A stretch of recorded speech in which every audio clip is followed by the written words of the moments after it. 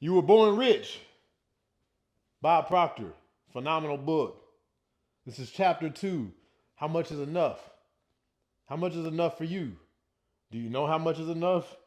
Do you have an exact amount of what it is that it would take for you to live the life that you want to live? We're going to get into it. How much is enough? So, most people think that they want more money than they really do. And they actually settle for a lot less than they could actually get. That is a quote by Earl Nightingale. So, for you to get this prosperity concept thing into gear, you must be very specific. Okay? Specifics. It's in the details. It's something that um, Napoleon Hill stated in Think and Grow Rich is that you have to be definite. You have to have a definite amount of what you want to earn. You have to have a definite amount of what you want to manifest into your life. Just being just saying I want to earn a lot of money, it's not enough, right? You need to know, you need to be definite. You need to have a definite amount. You need to have a specified amount of what you want to create into your life. So that's first off, right? This is why goals are important. You need to have a goal of a specific amount, not just I want to have more money, because what does that even mean? I want to have lots of money. What does that even mean? Lots of could be $200 more than what you have. You know what I mean? You got to be exact. You got to be definite. You got to be specific. All right. Remember that you are working with your subconscious mind. The subconscious mind. We are working with the sub. I got it right this time, boy. Do I? I got it right this time. We are working with the subconscious mind. It does not think. The subconscious mind does not think. Okay? It operates what is impressed upon it. And it thinks.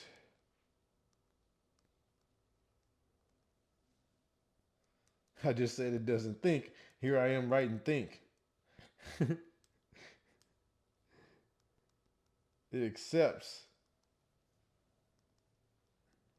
images.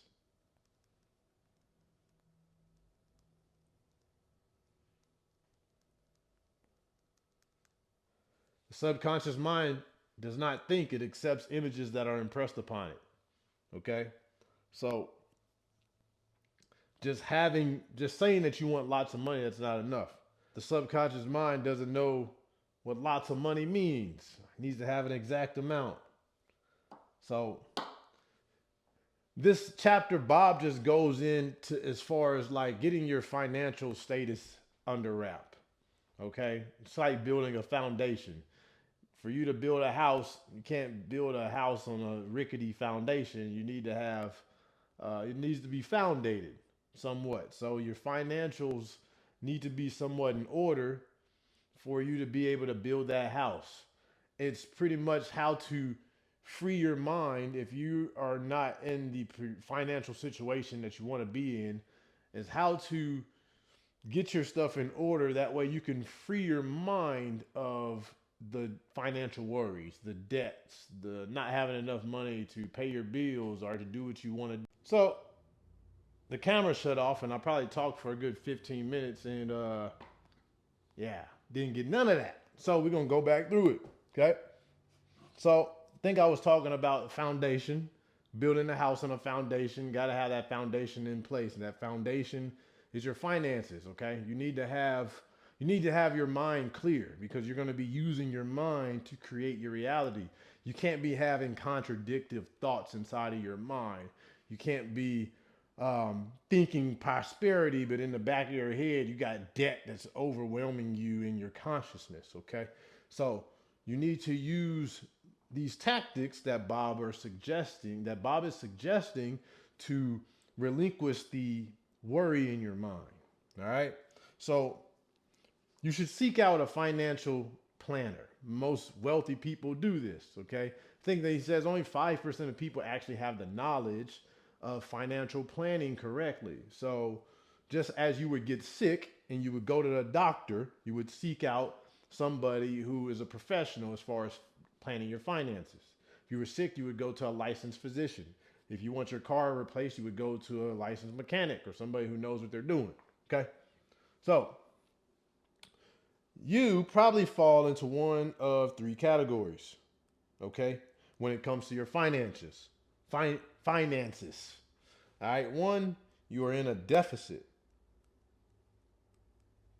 Okay? This means that you are in debt. Okay? If you fall in this category, don't worry. Most people fall in this category. Okay? Number two is you break even. And sorry, I'm gonna look at my watch to make sure I'm still recording because I ain't trying to do this again. You break even is you're just getting by. All right, you're not in debt, but you're just making it. And three, you are in a surplus. This is where everybody wants to be, and where everybody needs to be. Okay, you need to be earning, you need to be having more than what you earn. You have a surplus, you're able to do more with, you have extra left over after you pay your bills and everything that you want to do. So if you're in a deficit, it means you're in debt. This means that you spend more than you earn. Is that right? The alligator eats the more than you earn. Spend more, earn. I don't know. But I'm going to say, just in case, more than. Okay? When you're in a deficit, that means you spend more than you earn.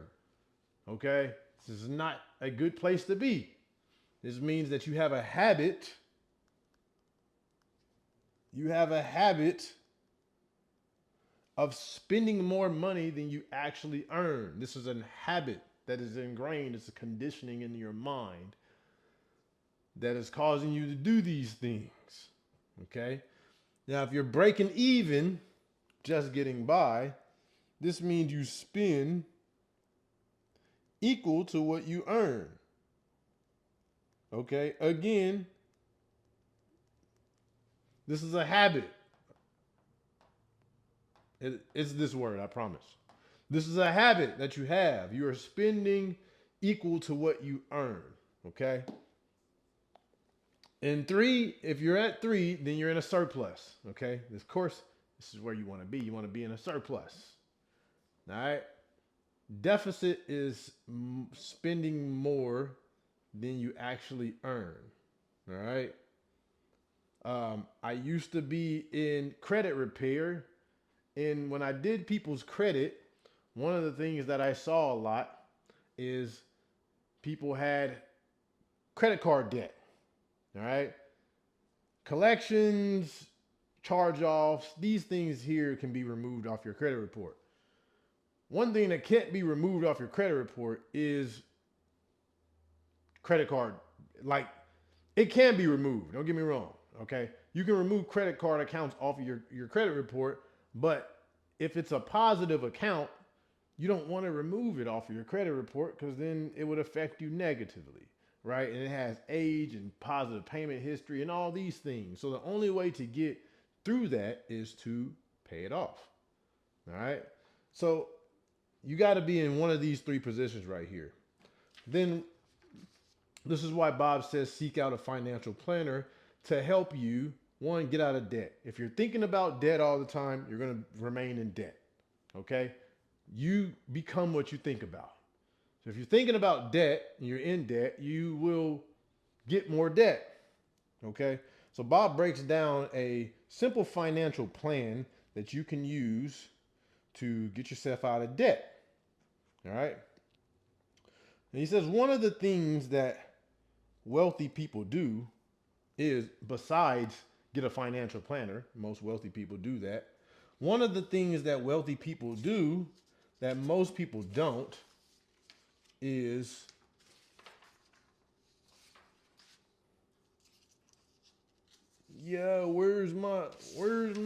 okay. Yeah, one of the things that wealthy people do is they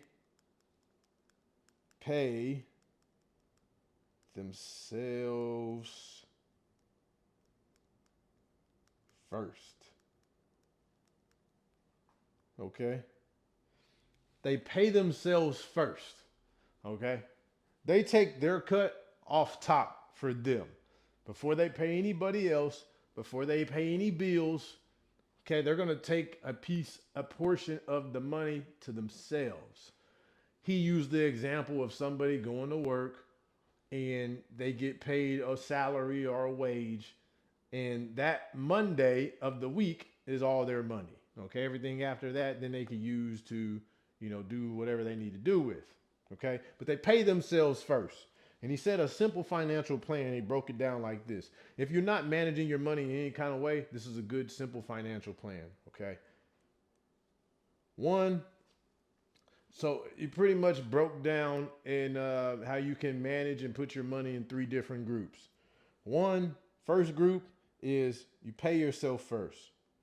This is a financial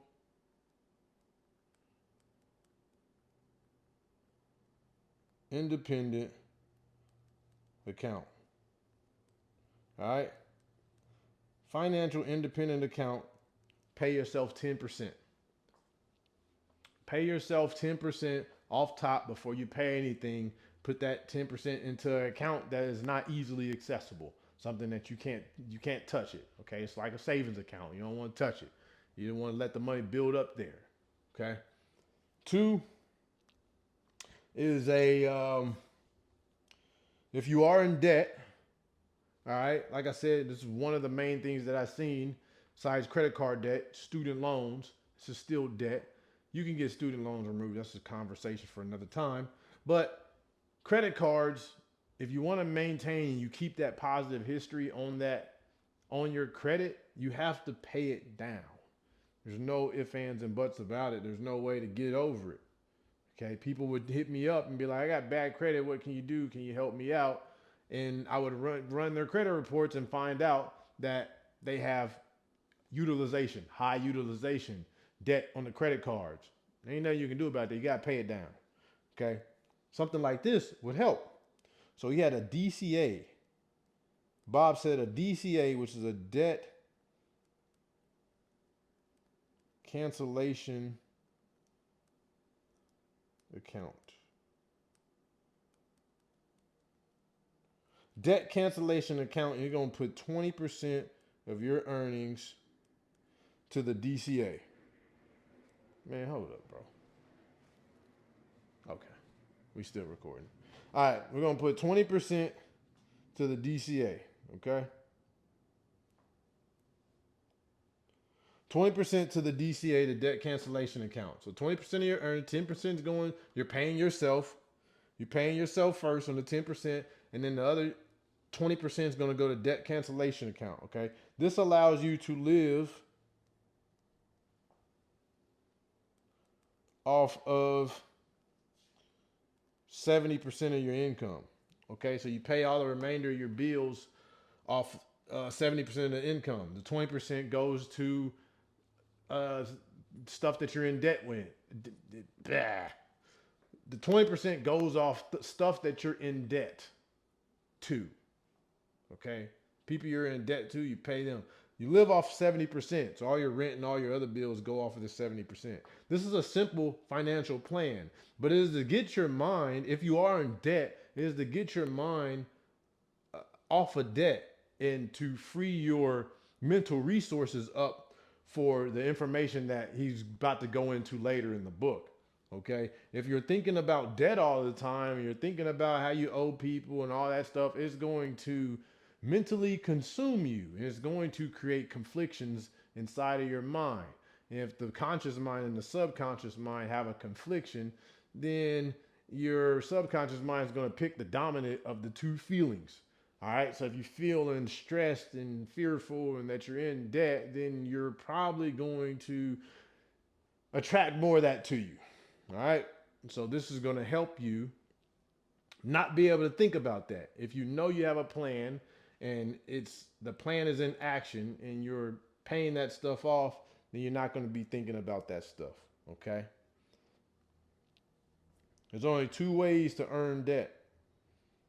Okay. Well, that's chapter 3. That's the next chapter.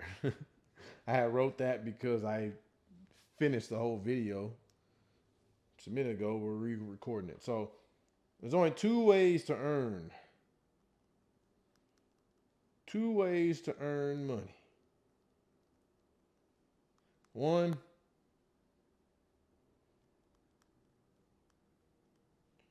you work for money. One is you work for money. Okay. Two is your money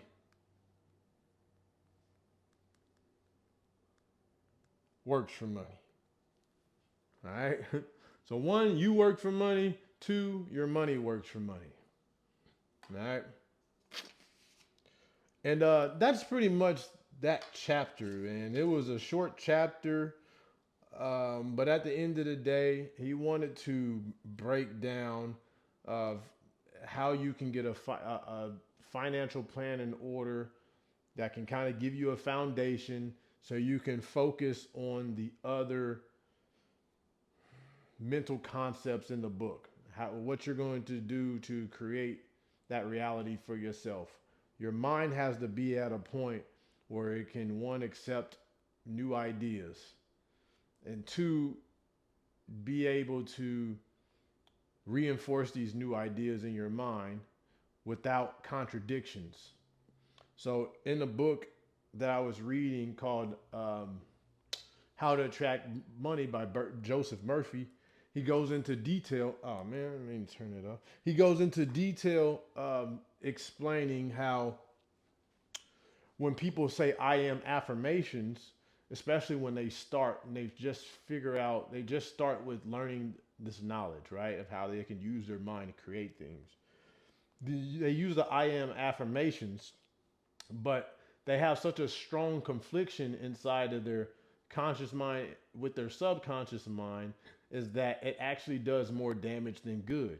Because if you're saying I am prosperous, I am rich, your conscious mind is going to bust down those thoughts and be like, no, you're not. You're broke. You know what I mean? So to prevent that confliction, he suggests you say things like health, wealth, success. Not I am healthy, not I am wealthy, I am successful, but health, wealth, success. It creates less of a confliction. And Bob was breaking this financial planner down to create less of a confliction inside of your mind when you start putting these other mental concepts inside of your mind that he explains further down in the book. But yeah, that's chapter 2 of the book. The next chapter is going to be chapter 3, and that is the image maker. The image maker. All right, that's the next chapter. He's going to go into detail about your self image. How do you see yourself? And what do you believe about yourself? And all of those things that's going to help you achieve whatever you want to in life. Okay? Your self image. All right, but yo, man, I hope y'all got some value out of this, though. This is Rob Millionaire. Hope y'all like this style of content. Um, yeah, I'm going to do chapter 3 next. I'm going to holler at y'all later, though. Catch y'all on the next one.